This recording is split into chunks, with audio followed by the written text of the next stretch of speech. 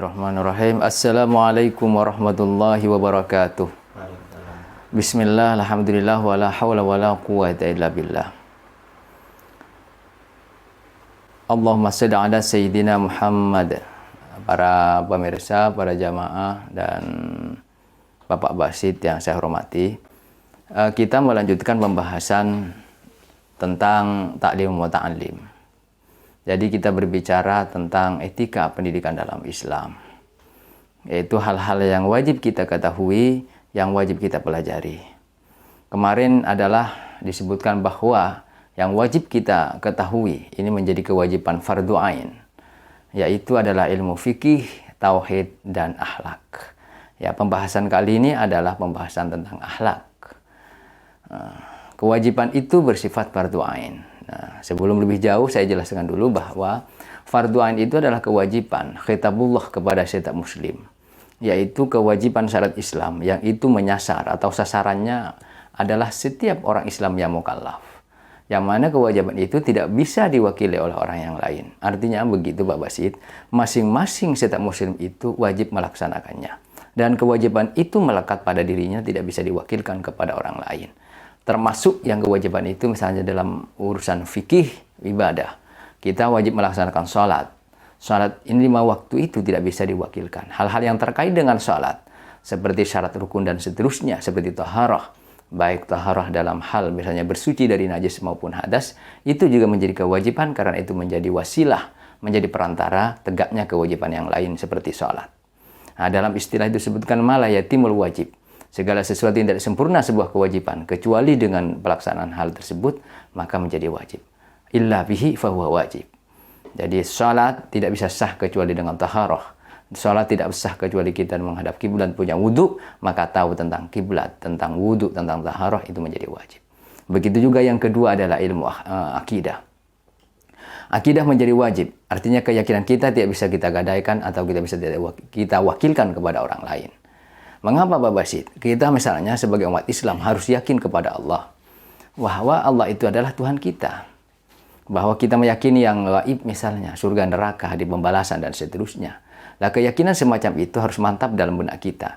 Nah, dan kita tidak ragu-ragu bahwa Allah itu adalah Tuhan kita yang memiliki sifat-sifat yang sempurna dan jauh dari sifat-sifat sifat-sifat yang tidak sempurna atau sifat-sifat kekurangan. Lah, kita mengetahui sifat-sifat Allah mulai dari wujud, qidam, dan seterusnya, itu adalah wajib. Karena apa? Itu berkaitannya dengan akidah. Akidah kita harus kita mantapkan. Nah, supaya akidahnya kita mantap, maka tentu kita tahu dalilnya, baik dalil nakli maupun aklinya. Setidak-tidaknya kita walaupun taklid misalnya urusan dalil naklinya misalnya, paling tidak akal kita itu secara jernih dan sehat meyakini bahwa Allah adalah satu-satunya Tuhan. Kalau tidak demikian, maka kita terjebak kepada yang namanya syirik misalnya. Kita terjebak kepada namanya murtad, kafir, dan seterusnya. Tetapi katanya dalam kitab ini paling tidak kita meyakini. Imam Ghazali sendiri meyakini cukup bagi orang Islam yang sudah meyakini bahwa Allah adalah Tuhannya. Nah, ditambah lagi dengan sifat-sifat yang 20 misalnya. Lah, pembahasan kali ini yaitu bahas tentang akhlak. Nah, ini bisa dibacakan, diperhatikan di situ Pak Basit ya. Wa kadzalika fi sairil akhlaqi nahwil judi wal bukhli wal jubni wal jur'ati wat takabburi wat tawadu'i wal iffah wal israf wat taqtir. Demikian juga di dalam ilmu akhlak. Nah, ilmu akhlak ini seperti apa sifat-sifat akhlak di sini? Al judi wal bukhli, dermawan dan bakhil, kikir, pelit, wal jur'ati wat takabburi, gagah misalnya, wat takabburi dan takabbur, sombong.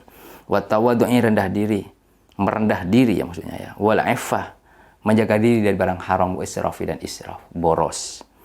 Wa taktir, dan pelit, wa ghairiha, dan sifat-sifat yang lain.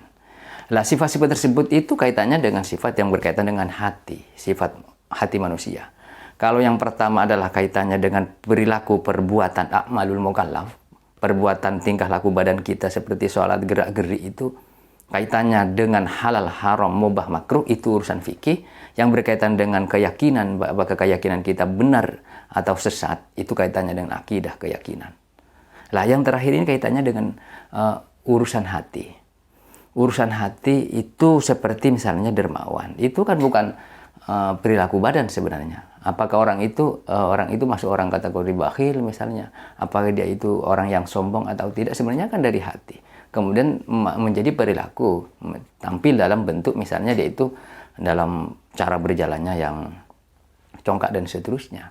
Seperti bakhil, boros misalnya. Nah, itu perilaku-perilaku sifat watak ya, watak.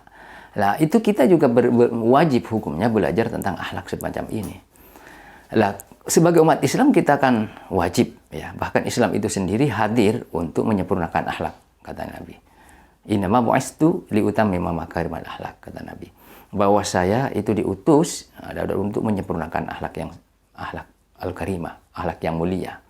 Lah, salah satu akhlak yang mulia itu misalnya bagaimana orang Islam itu harus tawadu misalnya. Nah, salah satunya dia harus dermawan ya. Dan ifah, menjaga diri dari barang yang haram. Dan bagaimana supaya tahu akhlak-akhlak semacam itu? Ya, etika moral menjadi watak padanya kepada kita supaya kita tidak takabur. Ya tentu kita tahu ilmunya tentang takabur. Pertanyaannya, kenapa orang itu bisa takabur? Kan begitu, Pak Basit. Oh, mungkin karena takabur, kata Imam Ghazali, karena dia punya harta banyak, karena punya jabatan, karena dia orang rupawan, karena dia itu misalnya ilmunya banyak, sehingga dia itu bisa takabur. Nah, ketika tahu bahwa takabur itu adalah haram, dengan faktor-faktor penyebab yang tadi, paling tidak kita sebagai Islam tahu cara menjaganya. Karena apa? Takabur itu hanya miliknya Allah. Nah, iblis sendiri, begitu Bapak Siti, iblis sendiri diusir dari surga. Diusir karena sifatnya takabur, tidak mau bersujud kepada Nabi Adam. Nah, sifat takabur ini kan nggak boleh melekat kepada manusia.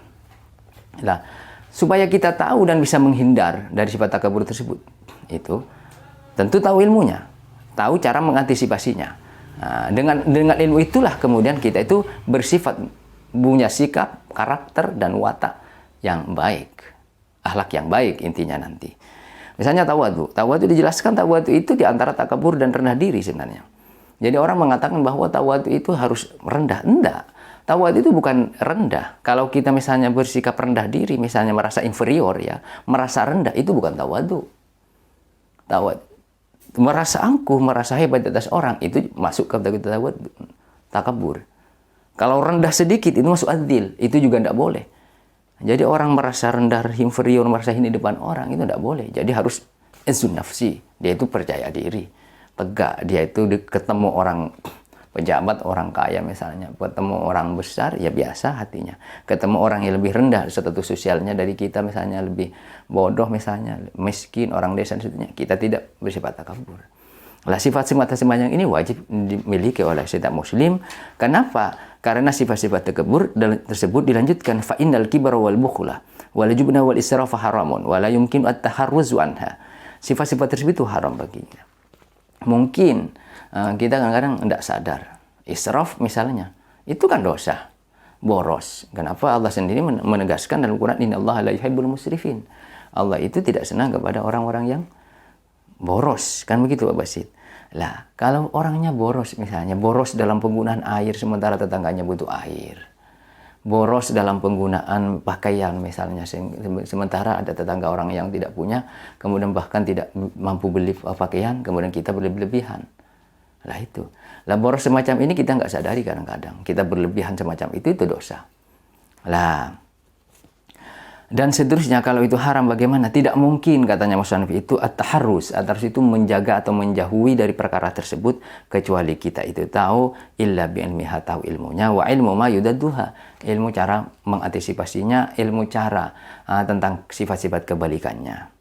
Oleh karena itu bagaimana? Fayuftaradu ala kulli insanin ilmuha. Maka wajib, di sini disebutkan wajib ain sebenarnya. Ini bukan hanya wajib biasa. Ala kulli insanin ilmuha, setiap manusia itu ilmuha mengetahuinya. Waqat sannafa itu kemudian diterangkan oleh musannif bahwa tentang akhlak ini dikarang oleh As-Sayyid Al-Imam Al-Ajal Asy-Syahid Nasiruddin Abul Qasim dalam kitab akhlaknya. Nah, itu wajib mengetahui ilmunya. Mengetahui di sini posisinya adalah fardu ain. Artinya kalau kita tidak mempelajari tentang ilmu akhlak semacam ini, maka kita menjadi berdosa sebenarnya. Kadang-kadang kita merasa bersih sendiri, ujub namanya, menggagah diri. Kita merasa sok suci, merasa lebih bersih dari orang lain. Itu kan kita mungkin nggak sadar Pak Basit ya.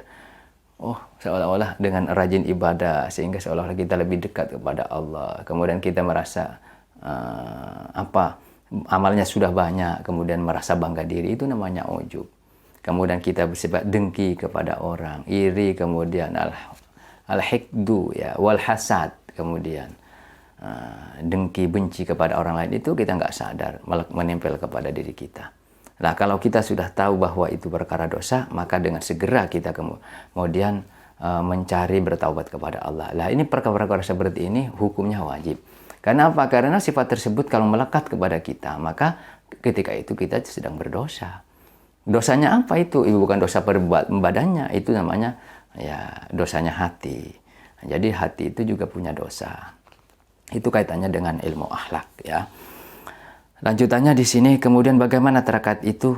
Nah, di sini wa amma hifdzu ma yaqa'u fi badil ahin. Nah, semacam tersebut itu sifat misalnya tadi qanaah, menerima pemberian Allah, tawakal, berpasrah diri, itu kan bukan hanya dalam perilaku berkeluarga, contohnya misalnya kawin dengan istrinya, misalnya istrinya suka pemarah dan seterusnya. Itu pedagangnya misalnya pelanggannya suka marah atau berdagang bangkrut misalnya atau nggak dapat untung, itu setiap saat itu masuk dalam masing-masing aspek kehidupan. Artinya hidup mau di rumah tangga, berinteraksi dengan siapapun, jadi guru, mau jadi apapun, hal-hal yang semacam akhlak itu masuk di dalamnya. Akhlak itu dibutuhkan di situ. Karena apa? Inilah sebenarnya ilmu akhlak semacam ini bukan yang sifatnya temporal, tetapi dia melekat. Melekatnya apa? Mau apapun posisinya, misalnya jadi pejabat. Nah, jadi pejabat misalnya kalau sombong misalnya. Jadi pejabat itu sendiri harus memiliki sifat-sifat misalnya ya merendah diri, dia punya sifat tawadu, kemudian sifat kasih sayang, hati yang lembut kepada rakyatnya. Lah itu juga jadi orang tua juga begitu kepada anaknya. Punya kasih sayang, bersikap lembut kepada anaknya, istrinya, dan seterusnya. Itu sifat-sifat akhlak yang itu melekat setiap saat. Lah yang demikian ini wajib ain namanya. Nah, lanjutannya di sini untuk membedakan nanti seperti apa wajib ain dengan wajib kifayah. Wa amma hifdzu ma yaqa'u fi ba'dil ahayin fa fardun 'ala kifayah 'ala sabilil kifayati. Adapun menjaga, memelihara sesuatu yang terjadi dalam suatu tempo tertentu, ya kan? Fafardun ahlal sabil kifayah, maka wajib atas fardu kifayah. Kemudian bagaimana konsekuensinya? Idza qama bihil ba'du fi baladin saqata al-bakin. Jika ada sebagian orang yang menegakkan melaksanakan kepada fardu tersebut, maka kepada yang lain gugur. Maksudnya begini. Di sini contohkan. Kalau sesuatunya itu terjadinya itu bersifat temporal, bersifat situasional dan kondisional. Contohnya seperti apa? Contohnya ada orang meninggal. Lah meninggal ini sifatnya temporal. Ada orang sakit, itu juga temporal. Apa kewajiban umat Islam? Kewajiban umat Islam terhadap orang meninggal, maka merawatnya. Mulai dari memandikan, mengkafani, mensolati, sampai menguburkan. Ini kewajiban, fardu juga. Tetapi kewajiban yang sifatnya begini ini tidak disebut fardu ain. Itu sifat fardu kifayah. Maksudnya kifayah begini apa? Kifayah itu berasal di bahasa Arab itu kafayah. Kafayah kfi, kifayatan. Jadi artinya kafayah itu cukup. Artinya apa cukupnya? Kalau ada sebagian saja umat Islam yang sudah melaksanakan kewajiban tersebut, maka kepada umat Islam yang lain menjadi gugur. Kewajiban Islam siapa di sini? Maksudnya itu fi baladatin. Baladah itu maknanya bukan hanya satu negara demikian, tetapi satu karya, satu daerah batas tertentu, satu desa atau satu RT RW, satu dusun. Tetapi kalau satu daerah itu tidak ada yang memahami ilmu misalnya tentang jenazah, merawat jenazah, maka yang lain kena dosa. Tidak ada yang menangani umat Islam yang ketika meninggal, tidak ada yang merawatnya, yang tajhizul mayyit istilahnya ya.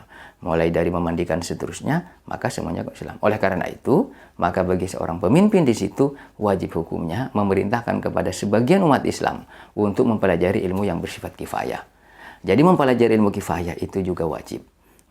Yang sifatnya ahayin namanya di sini. Jadi di sini terjadi ba'dul azminah, hanya terjadi pada konteks dan kondisi tertentu. Nah, jadi kesimpulannya, segala sesuatu yang menempel, yang melekat kepada muslim itu adalah fardu ain dan tidak bisa diwakilkan kepada orang lain. Hukumnya wajib dipelajari dan wajib dikuasai dan diamalkan. Memelihara dan menjaganya itu menjadi prioritas, dan itu harus menjadi prioritaskan oleh setiap muslim. Mendahulukan yang fardu ain. Tetapi fardu yang lain itu adalah namanya fardu kifayah. Fardu kifayah itu cukup bisa diwakili yang lain. Tetapi mempelajarinya dan memelihara, menjaga kifayah ini, itu adalah juga kewajiban. Tetapi kalau itu kewajiban itu sudah ada yang mewakili umat Islam, itu namanya fardu kifayah. maka yang lain sudah tidak kena dosa. Tetapi setiap satu daerah, satu desa, semuanya tidak ada yang tahu tentang misalnya bagaimana melaksanakan fardu kifayah seperti menjenguk orang sakit. Iyadatul marid, menjenguk orang sakit, itu wajib ada yang menjenguk. Tapi semuanya tidak ada yang menjenguk, maka semuanya kena dosa. Lah itulah bedanya fardu ain dan fardu kifayah yang harus dikuasai, yang harus dibedakan juga oleh umat muslim. Mungkin itu penjelasan pada sesi kali ini Bapak Sid, mudah-mudahan ada manfaatnya, barokah, amin. Kurang lebihnya maaf, wabillahi wa taufiq wal hidayah. Wassalamualaikum warahmatullahi wabarakatuh.